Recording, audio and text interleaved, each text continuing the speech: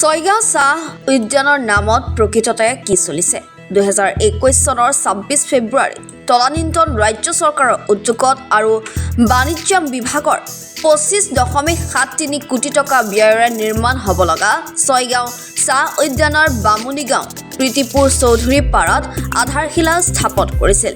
পৰৱৰ্তী সময়ত প্ৰকল্পৰ নামত কেৱল চৌহদৰ দেৱাল আৰু এটা গৃহহে নিৰ্মাণত সীমাবদ্ধ থাকিল। AIDC অধীনস্থ এই প্ৰকল্পটোত প্ৰায় 4 বছৰে চাহ উদ্যানৰ নামত কোনো কাম নোহোৱাত স্থানীয় ৰাইজে বিভিন্ন প্ৰশ্ন উত্থাপন কৰিছে।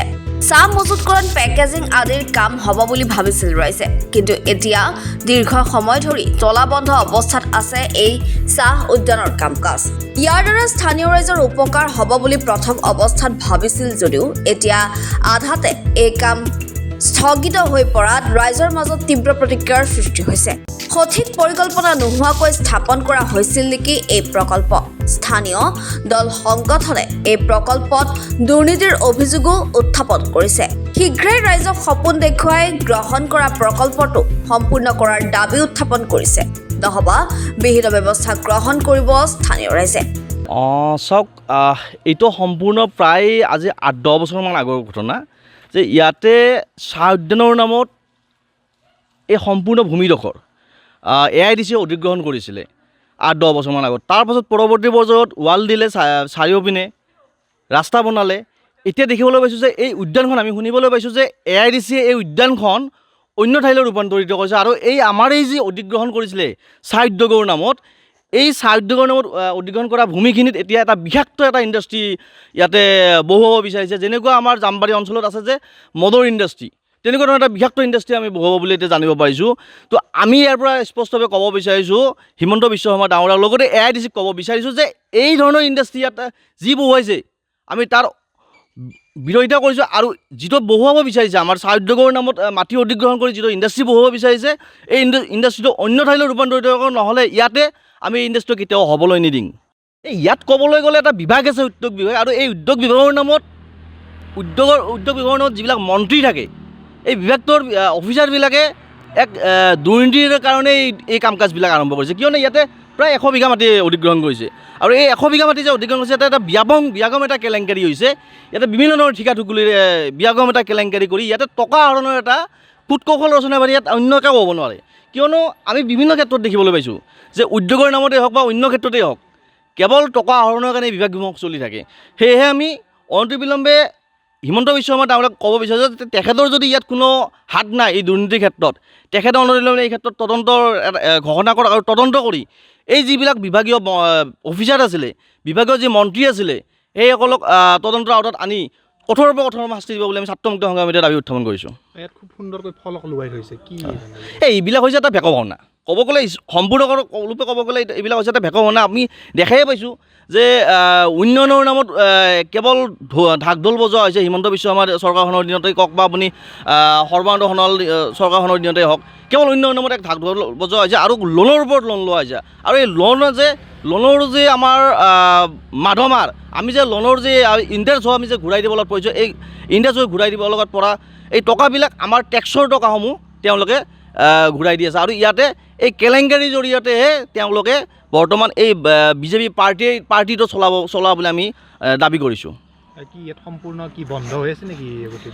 এইটো সম্পূৰ্ণৰূপে আজি 4-5 বছৰৰ পৰা তলা লগাইছে। যেতিয়াৰ পৰা কাম শেষ হৈছে, তেতিয়াৰ পৰা ৱালৰ কাম আৰু ৰাস্তাৰ কাম যেতিয়াৰ পৰা শেষ হৈছে, তেতিয়াৰ পৰা ইয়াত তলা লগাই আছে আৰু তলা লগাই সম্পূৰ্ণৰূপে এই ইণ্ডাষ্ট্ৰীটো বন্ধ কৰি দিয়া হৈছে। ইয়াতে 3জনমান কৰ্মচাৰী আছে তাত চকীদাৰ হিচাপত, বা তাত সেই অঞ্চল ইণ্ডাষ্ট্ৰীটো সুৰক্ষাৰ স্বাৰ্থত 3জনমান কৰ্মচাৰী আছে। কিন্তু আমি বিচাৰিছোঁ যে ইয়াতে ঠিক আছে চাহ উদ্যানৰ নামত যি মাটি অধিগ্ৰহণ কৰা হৈছে, ইয়াতে চাহ উদ্যানখন হওক, আমাৰ ক'ব লগা নাই, কিন্তু অন্য ধৰণৰ যিটো বিষাক্ত ইণ্ডাষ্ট্ৰী ইয়াতে যৌজা চলাইছে, এই ইণ্ডাষ্ট্ৰীটো যাতে কেতিয়াও হ'বলৈ নিদিয়ে, নহ'লে ইয়াৰ যি পৰিণাম, ইয়াৰ পৰিণাম ভয়াৱহ হ'ব বুলি আমি ছাত্ৰ মুক্ত সংগ্ৰামীয়ে সকীয়াই দিছোঁ হিমন্ত বিশ্ব শৰ্মা ডাঙৰীয়াক। এটা কি মানে ফুলদানি সদৃশ এটা কাৰবাৰ হ'ল নেকি ইয়াত নাম ফলক লগাই পেলাই কথাটো? ক'ব গ'লে এতিয়া মই আপোনাক আগতেই ক'লোঁ যে হিমন্ত বিশ্ব শৰ্মা চৰকাৰখনৰ কথাই কওক, আপুনি সৰ্বানন্দ সোণোৱাল চৰকাৰখনৰ কথাই কওক, ইয়াতে কেৱল এক কেলেংকাৰীৰ ওপৰত কেলেংকাৰীৰে এই চৰকাৰখন চলি আছে।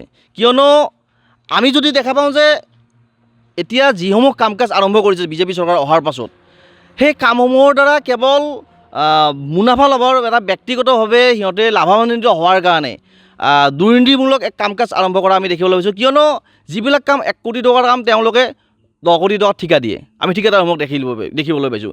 ইয়াতো তদ্ৰুপ তেনেকুৱা ধৰণৰ ঘটনা হৈছে যে আমি বিল্ডিঙৰ কাম ইয়াতে চলিছে, বিল্ডিঙৰ কামতো তেনেকুৱা ধৰণৰ ঘটনা হৈছে যে ইয়াতে যিমান টকাৰ হ'ব লাগে তাতকৈ বেছি টকা ঠিকা দি দিয়ে আৰু তাৰ যি বেছি সংখ্যক টকা এই কমিশ্যনৰ জৰিয়তে তেওঁলোকে পিছ দুৱাৰেদি তেওঁলোকে সেই কমিশ্যন টকা লয় বুলি আমি শুনিব পাৰিছোঁ। এইটো পিঠিপুৰ কয়, পিঠিপুৰ কয় এইখিনি বামুণীগাঁও পিঠিপুৰ। আৰু ইয়াত কি হৈছিলে কিছু বছৰ আগতে? এইটো কিছু বছৰ আগতে এনে ৱালগাঠি আছিল, ৱালগাঠি পেলাই কিবা চাহ উদ্যোগৰ কাৰণে তাৰমানে এই বস্তুটো ইণ্ডাষ্ট্ৰী কৰা গ'ল। এতিয়া আকৌ খবৰ পাতি আকৌ নোহোৱা হ'ল। এতিয়া চাহ উদ্যোগে হয় না কিয় হয়, এতিয়া বন্ধ হৈ আছে। এতিয়া ঘটনা হৈছে কি, মুঠতে যিকোনো এটা ইণ্ডাষ্ট্ৰিটো হ'ব লাগে। এতিয়া কেইদিনমান আগত চন্দ্ৰমোহন পাটোৱাৰী আহিছিল, আহি তেওঁ ইয়াতে কিবা স্থাপন কৰি থৈ গ'ল, থৈ যায় এতিয়া আকৌ খবৰে নাই আৰু। এতিয়া কি কৰে যে এইটো মানে কিবা এটা কৰিলে ভাল হয়, আমাৰ মানে এইখিনি জেগাত ঠাইখিনি ভাল হয়, যিকোনো এটা হেৰিয়ে এইখিনিয়ে এতিয়া বন্ধ হৈ আছে। এতিয়া থাকে 2জন না 3জন থাকে মানুহ ইয়াত, চকীদাৰ থাকে, কিন্তু চকীদাৰ একো খবৰ নাই। গধূলি আহে আৰু বা দিনটো চাই। কিমান চনত এইটো হৈছিল? কিমান চনত মানে 19 মানত হোৱাৰ তাৰ অনুভৱ হৈছে আৰু। কিমানমান মাটি আছে? মাটিটোতো এইটো মই ইমান বিশেষ নাজানো, মাটি কিন্তু বহুত আছে আৰু মাটি চৰকাৰী মাটিও আছে আৰু কিছু কিবা ম্যাদী মাটিও কিনা হৈছে ইয়াতে। আপোনালোকে কাম কৰা মানে একো গম পোৱা নাই আৰু?